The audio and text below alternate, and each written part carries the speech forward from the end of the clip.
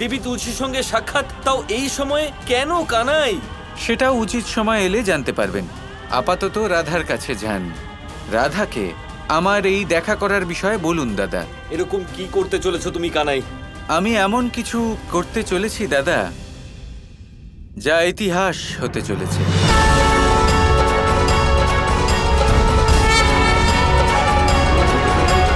দেবী রাধাকে হরণ করা হলো, আর দেবী তুলসী নিজের প্রাণ দিতে চাইছেন। শ্রীকৃষ্ণ স্বয়ং এই সংকটকে আমন্ত্রণ করেছেন। গৌরী, সংকট উৎপন্ন হলে তবেই তো তার সমাধান সম্ভব হতে পারে। কিন্তু শ্রীকৃষ্ণ এরকম করছেন কেন? তোমার এই প্রশ্নের উত্তর আমরা নিশ্চয়ই জানতে পারব, কিন্তু উচিত সময় এলে তবেই।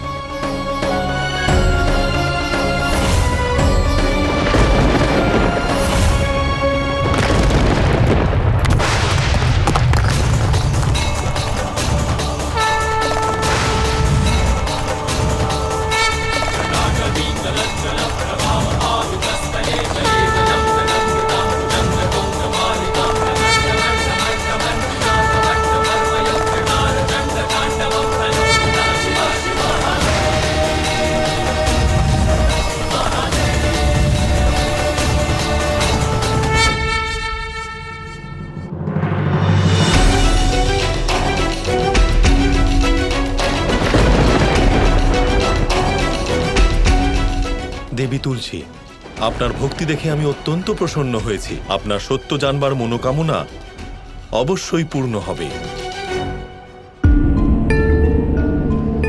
ভক্তদের বিপদে তুমি সহায়ক, বন্দনা করি সংকট মোচক।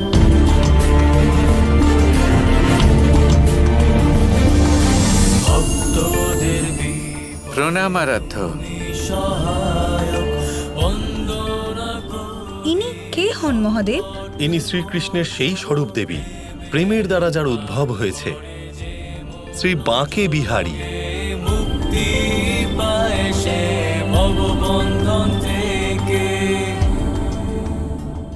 ইনি সংসারে সকল সত্য জানেন। আপনাকেও সত্যের সাথে ইনিই পরিচিত করাবেন।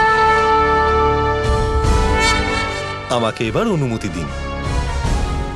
ধন্যবাদ আরাধ্য।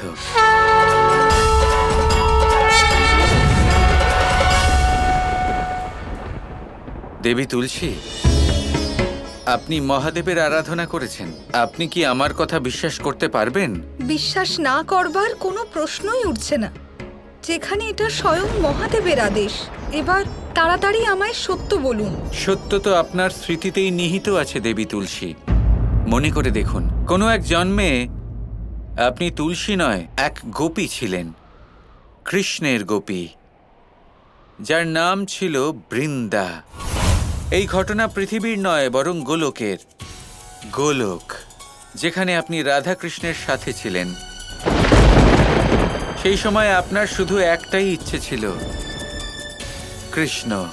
আমার প্রেম আপনার প্রতি পবিত্র কৃষ্ণ, আর আমি জানি যতদিন রাধা আপনার সাথে থাকবে আপনি আমাকে আপন করতে পারবেন না। আর সেই জন্যই রাধার প্রতি আপনার মনে ঈর্ষার ভাব জাগ্রত হলো। রাধা কৃষ্ণের ঘনিষ্ঠতা দেখে আপনি দুঃখ পেতেন দেবী তুলসী, আর তাই একদিন একটা তীব্র ইচ্ছে পোষণ করলেন আপনি।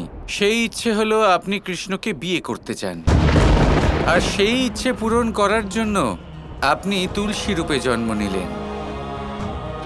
আর ওদিকে গোলোকে আমার আর এক ভক্ত, কৃষ্ণ ভক্ত শ্রীদামা, সেও শঙ্খচূড় রূপে জন্ম নিল। শঙ্খচূড় যার মধ্যে আমিই নিহিত। অবশেষে শঙ্খচূড় এবং তুলসীর বিবাহ হল। আপনি ওনাকে অত্যন্ত বেশি ভালোবাসতেন। ওর ব্যক্তিত্বের জন্য আপনি নিজেকে সম্পূর্ণরূপে ওর প্রতি সমর্পিত করে দিয়েছিলেন, আর তা অনুচিত ছিল দেবী। আপনার প্রেমের দ্বারা শঙ্খচূড় যে শক্তি লাভ করেছিলেন, ও সেই শক্তি দ্বারা সমগ্র সংসারে ধ্বংসলীলা চালিয়ে গেছে। অন্ধ প্রেম বিনাশের কারণ হয়ে থাকে দেবী, আর সেটাই হলো। আমার তরফ থেকে এটা একতরফা। তুলসী তো আমায় ভালোবাসবেই, আর আমি পাবো তার থেকে শক্তি। শঙ্খচূড়ের বিনাশ লীলা সমাপ্ত করার জন্য আমাকে আপনার আর শঙ্খচূড়ের মধ্যে আসতেই হলো। শঙ্খচূড়ের পতন হলো, আর সেই কারণে আমার উপর রাগ করে আপনি আমাকে অভিশাপ দিলেন। আমি তুলসী আপনাকে এই অভিশাপ দিলাম যে কৃষ্ণ চিরকালের মতো পাষাণে পরিণত হবে। আপনি তখনও বুঝতে পারেননি যে এই সংসারকে রক্ষা করার জন্য শঙ্খচূড়কে সমাপ্ত করা কতটা প্রয়োজনীয় ছিল। এইভাবে আপনার জীবনে আসার একটাই মাত্র কারণ ছিল দেবী, আপনাকে সত্যের সাথে অবগত করানো। এবার সত্য আপনার সামনেই রয়েছে। আপনি এটা স্বীকার করতে চান নাকি অবজ্ঞা করতে চান তা আপনার উপর নির্ভর করছে। আমার সামনে পুনর্জন্মের স্মৃতি ফিরে এসেছে, কিন্তু আপনি তো বাঁকে বিহারী, জগতের পালনকর্তা।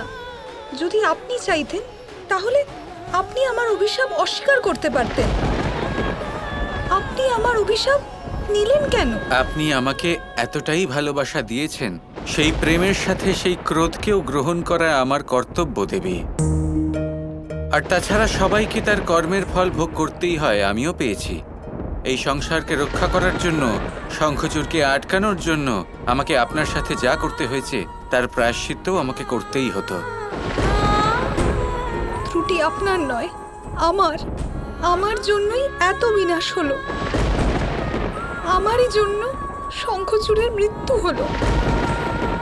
যদি আমি নিজের স্বামীকে আটকাতাম তাহলে ওনার এরকম মৃত্যু হতো না। আপনাকে এই অভিশাপ ভোগ করতে হতো না, আর রাধাকে আপনার থেকে বিরহের এত যন্ত্রণা ভোগ করতে হতো না। আমার খুব বড় অপরাধ হয়েছে। আমি আপনার আর রাধার কাছে ক্ষমা চাইছি। কোথায় আছেন রাধা? রাধাকে হরণ করা হয়েছে দেবী। দন্তবক্র নামের এক অসুর রাধাকে হরণ করে নিয়েছে। তাহলে আপনি এখানে কি করছেন? গিয়ে রাধাকে রক্ষা করুন। অবশ্যই করতে চাই, কিন্তু বাঁকে বিহারীর এই রূপে আমি ওকে রক্ষা করতে অপারগ দেবী। ওকে আমি তখনই রক্ষা করতে পারবো যখন আমি কৃষ্ণের রূপে আবার ফিরে আসব।